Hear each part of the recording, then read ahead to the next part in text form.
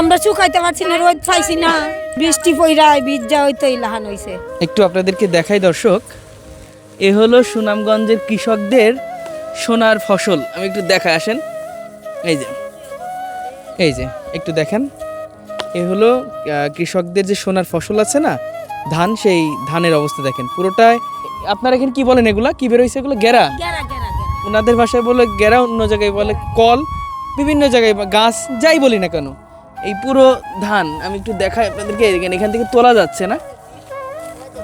এই সুনামগঞ্জ আমি ঘুরে ঘুরে দেখছি এবং প্রতিটা মানুষের এই যে ধান আছে, পুরো ধানে এই গেরাগুলো বেরোয় গেছে নাকি। এই সুনামগঞ্জ অতিবৃষ্টির কারণে কিছুটা ধান সংগ্রহ করতে পারলেও সেগুলো কিন্তু আসলে তারা পর্যাপ্ত পরিমাণ শুকানো এবং সেগুলো মেনটেনেন্স না করার কারণে কিন্তু এই সব কল বেরোয় গেছে এবং এই ধানগুলো তারা ফেলে দিবে এমনটা কিন্তু বলছে। আমি একটু দেখাই আপনাদেরকে, এদিকে একটু দেখাই দর্শক, একটু দেখেন। এই যে এদিকে কিন্তু আরো কল বেরোইছে, একটু দেখাই আপনাদেরকে। এই যে দেখেন, একটু একটু একটু দেখায় আপনাদের দেখায়। এই যে পুরো কিন্তু কল বেরোয় গেছে। এই যে সুনামগঞ্জের মানুষের ভাষায় বলে কি গেরা নাকি, মানে ধানের গেরা, কিন্তু আসলে অন্য জায়গায় বলে ধানের কল আর কি, বা কেউ বীজ বলে, যাই বলি না কেন। তবে এই পুরো এই ধানের এই গেরা বেরোনোর কারণে এই ধানগুলো এখন কি হবে আন্টি? ধানগুলো কি করবে? কিছু করা যায় এগুলো কি করবেন, ফেলে দিবেন? এখানে কত মন ধান আছে? কমের মধ্যে ৬-৭ মণ ধান। ৬-৭ মন ধান। আর এই প্রতিটাই তেমন বেরোইছে নাকি? আপনারা এই গেরা কেন বের হইলো একটু বলবেন? স্যার আমরা শুকাইতে পারছি না, রোদ পাইছি না, স্যার, বৃষ্টি পইরায় ভিজা হইতেই লাহান হইছে।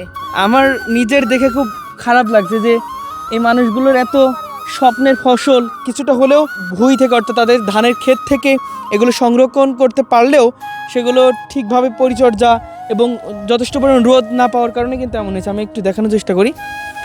এখানে পিঁপড়া হয়ে গেছে, পুরো গাদা, অর্থাৎ এই ধানের গাদাটা পিঁপড়া হয়ে গেছে। এবং এই যে দেখেন, কয়দিন যাবত টানা বৃষ্টি হয়েছে এখানে। হ্যাঁ, মানে এটা কি কোনোভাবে রোদে দিতে পারেন না এমন কিছু? একটা রোদ দিতে পারছে, মানে এই যে একটা রোদ দিতে পারছে, যার কারণে কোনো রকম এটা ঠিক ছিল। তবে এই 4-5 দিন একটানা বৃষ্টি হওয়ার কারণে রোদেও দিতে পারেনি, এগুলো পর্যবেক্ষণও করতে পারেনি, যার কারণে একটু দেখায়। এই যে দেখেন, এই যে একটু দেখেন, এই যে পুরোটাই হলো কল, মানে গেরা বের হয়ে গেছে। দেখেন একটু, এই যে পুরোটাই কিন্তু গেরা বের হয়ে গেছে। অর্থাৎ এই ধানগুলো আর কোনো কাজ হবে না, এগুলো এখন হাঁসেরও খাওয়ানো যাবে না বলছে তারা। পুরোটাই কিন্তু একেবারে মানে পুরোটাই নষ্ট হয়ে গেছে, যে গেরা বের হয়ে পুরোটাই নষ্ট হয়ে গেছে। এবং তারাও কিন্তু বলছে এগুলো কোনোভাবেই তারা কাজে লাগাইতে পারবে না, তাদের পুরোটাই লস। এই গেরা বের হওয়ার কারণে কি হবে, এগুলো আর এটা আর খাইতে পারত না তো। কেন? এটা খাওয়ান যে বসি দিলে উনা দিলে ওই যে হাঁসে খাবে না এগুলো? আশা খাইতো না, হাঁসও খাইতো না। আশা খাইতো না। বুঝতে পারছি। তো এই গেরা কেন বের হইলো? গেরা হইলো যে ওই যে একদিন রোদ লাগাইছে, যে রোদ লাগানি আর বৃষ্টি হইতেছে, ওই বৃষ্টি। এখানে কত মন ধান আছে?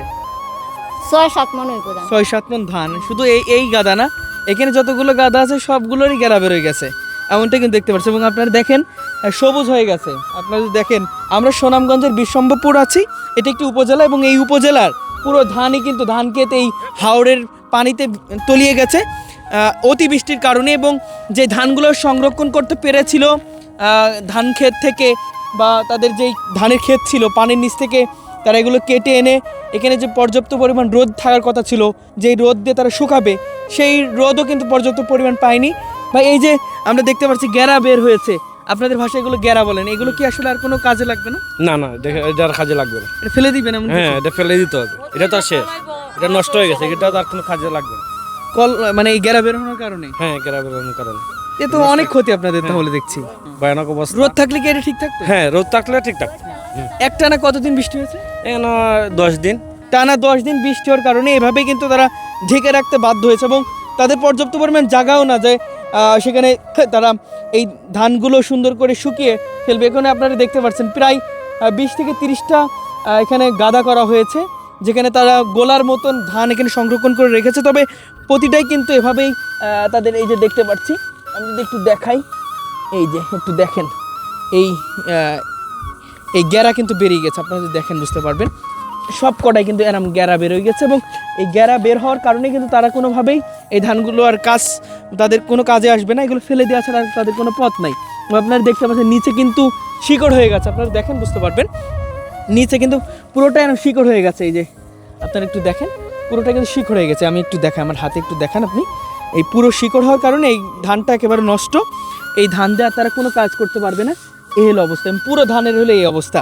দর্শক এই মুহূর্তে আমরা উপস্থিত আছি সুনামগঞ্জ জেলার বিশম্ভপুর উপজেলার একটি গ্রামে, যেই গ্রাম পুরোটা হাওড় অঞ্চল। এই মানুষগুলোর জীবিকা নির্বাহ করে কৃষিকাজের উপরে, একটা সিজন তারা এই বোরো চাষ করে তারা জীবন জীবিকা নির্বাহ করে। তবে এই বছরে অতিবৃষ্টি হওয়ার কারণে অবস্থা পুরো ভয়াবহ, তাও কিন্তু উজান থেকে নেমে আসা ঢল কিন্তু এই হাওড় অঞ্চলে এখনও আসে নাই। অতিবৃষ্টির কারণে যদি এই পরিস্থিতি হয় এবং উজান থেকে যদি নেমে আসে পানি, তাহলে এই এলাকার মানুষ কিন্তু চলাচল করতে পারবে না।